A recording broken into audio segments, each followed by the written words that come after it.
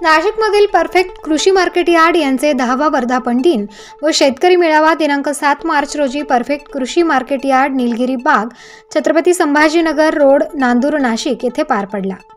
या कार्यक्रमादरम्यान नाशिकमधले तसेच इतर जिल्ह्यातील शेतकरी या भव्य मेळाव्यात सामील होते।